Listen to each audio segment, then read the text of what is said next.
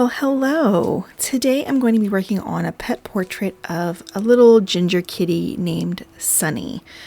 My mom's cousin, which I think is my second cousin once removed, I think. Her name is Karen as well. Karen had a kitty named Sunny, and unfortunately Sunny passed away recently.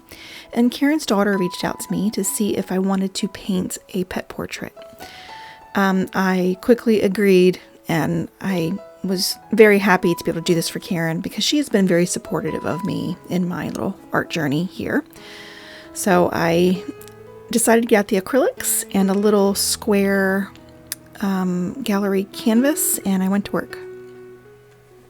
I decided to use an underpainting using a pink and purple type background. And the reason I did that was because pink and purple are in the painting already. There is a border of pink behind Sunny, and then there's some sprigs of I'm going to call it lavender. I don't think it's lavender.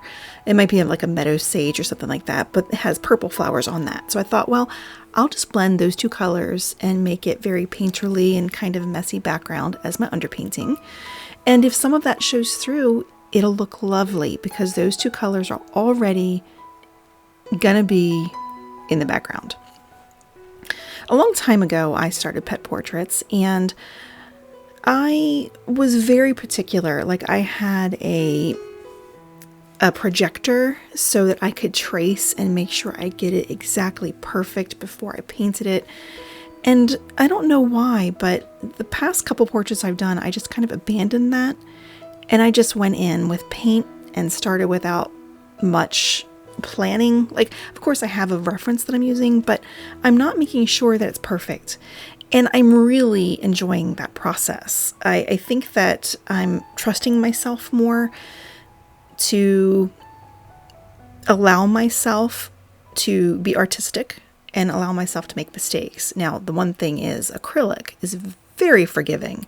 If you make a mistake, all you have to do is wait for it to dry, which is very quickly, and cover it up. In fact, if this whole painting didn't turn out well, I could just paint over top of it and do it all over again. It would be no big deal.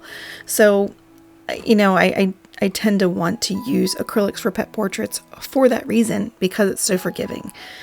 I have done some watercolor in the past, and they were very enjoyable, but I definitely didn't have that freedom in making those as I do with acrylic. So I just really enjoy using acrylic too. I don't like the cleanup, and I don't like how much space it uses, but it really does bring me joy to use it. And, pet portraits, I had kind of stopped doing pet portraits because I felt like I was painting things that I didn't want to paint. I wanted to spend my time painting things that I came up with, but every time I finish one, it feels so good. So I've made really good progress on Sunny Cat, but I decided to stop. I didn't want to overwork anything, and I didn't want to overthink it, so I decided to stop, and I started to look at the mulch instead, and I just wanted it to be kind of messy. I didn't really want to overwork that either, but when you look at mulch, it's really just, it's a mess. It's just a messy wooden layer. So I went in and just quickly put something in there, and then I decided I felt kind of weird having purple empty voids looking back at me where his eyes belong, so I decided to put in his eyes, and oh my goodness, I love that part. I love putting in the eyes. It's my favorite. And I love this green. I'm just such a fan of green anyway, but it's such an earthy, pretty green.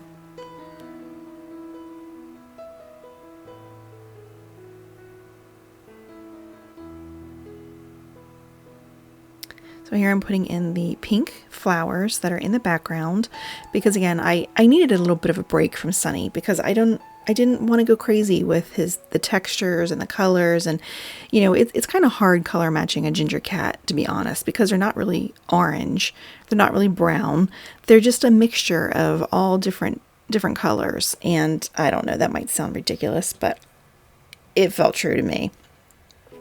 So background time, I wanted to focus on that. The green I was using wasn't quite yellow enough, so I made sure to add some yellow to make it look very springy in the background. And I definitely want to make sure I got the sides, because I don't want anyone to feel like they have to frame the painting that I give them or I send them. I want them to be able to set it on a shelf or hang it on the wall, and they can see all the way around the edges, and it's an extension of the painting. Now, I could have also just painted the sides black or a solid color, and that would have looked great too. I personally like when the painting extends around the sides. I just think it gives a little something extra. It's harder, yes, but I really like it. All right, I decided to focus a little bit more on his markings. And while I was doing that, I was kind of thinking that it wasn't quite right. Again, I told you, ginger kitties are not just, it's not as easy as you think to get the colors correct. Let me just put it that way. So I was thinking about different ways that I could change the color and bring up the brightness, but then also put in those darks. So, I did try to darken those cheeks a little bit, and then I tried to bring out the light in the muzzle around his mouth. It's constantly reworking it, relayering it until you're happy, basically. That's what it is. If you're not happy with it, you're not done. I've said that for many years, and I will continue to say it for many more, because it really feels true. And thankfully, acrylic allows you to keep playing with it.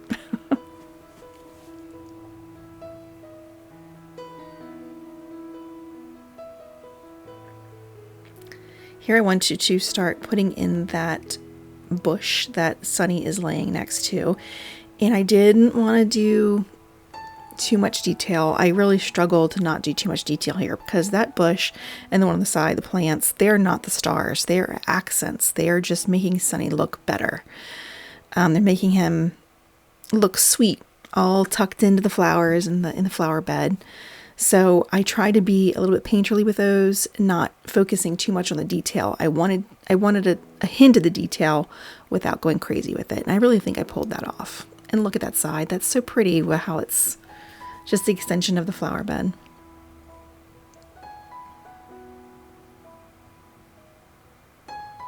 I didn't follow the reference completely for the plants.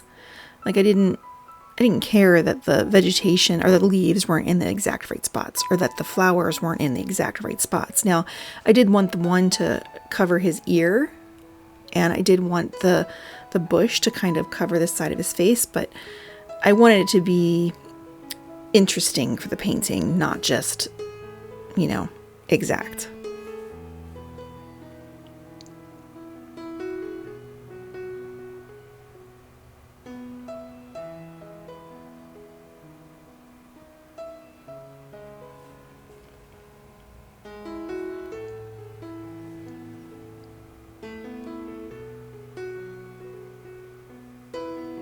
I really think adding these flowers just added extra. It's hard to explain what I mean, but like I was saying, it just really accents him.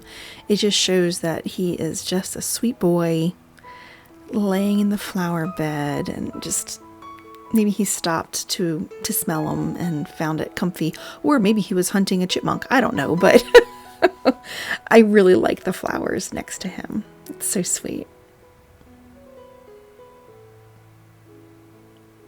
I guess hunting a chipmunk wouldn't be as sweet, but cats are gonna cat.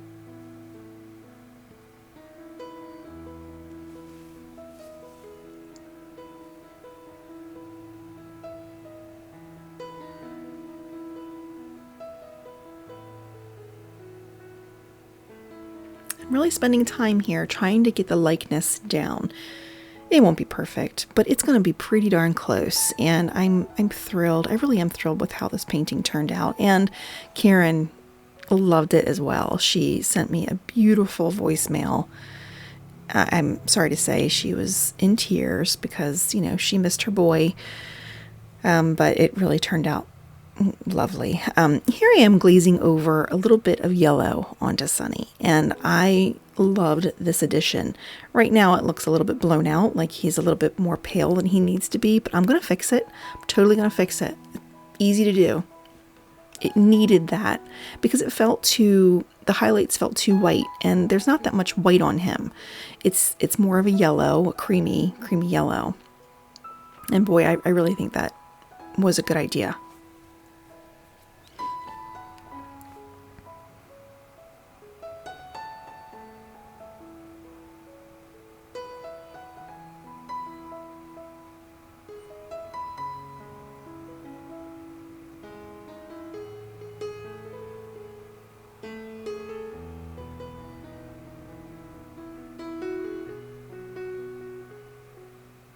Earlier when I was talking about making sure I get the likeness, I want the likeness to be there, but I'm not going to stress as much as I used to about it, because if it needed to be exact, then you can just put a picture on the wall. You don't want to put a painting on the wall. So I feel like with paintings, yes, you want it to be there, but it doesn't have to be perfect. It has to capture the moment, just like I'm trying to capture the sweetness of Sunny in the flower bed. I think I did that. I'm really proud of this one. So I hope you like it. I don't know if this is something that might be well for a tutorial, but I just really don't know if I want to do a tutorial like that, because it's just instinct, and it's hard to teach instinct of, you know, going in and changing things and tweaking here and tweaking there.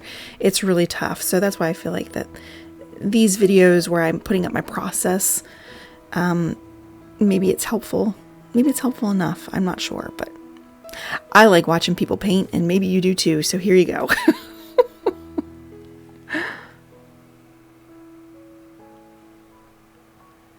Okay, I'm going to wrap up a few finishing touches on this sweet boy. I hope you enjoyed this. If you liked it, please give me a thumbs up. Maybe hit the subscribe button. That would be fantastic. I could really use the subscribers right now. And thank you so much for joining me. I hope you have a great day. Bye-bye.